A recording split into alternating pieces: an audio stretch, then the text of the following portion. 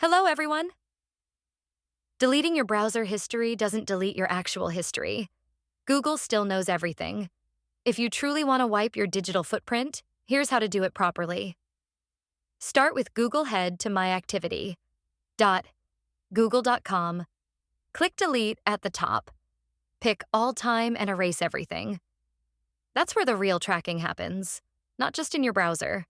Delete accounts you forgot about, open your inbox. Search for sign up or welcome, find the apps and websites you joined, log in, and delete your profile. Less clutter, less risk. Use a VPN. Smartly turn it on while using public Wi-Fi. Don't use it for banking or anything sensitive. Pair it with DuckDuckGo for cleaner, private browsing. Update your passwords. Change them every 6 months. Use strong, unique passwords. Hit the like button if you found this video helpful. Thanks for watching.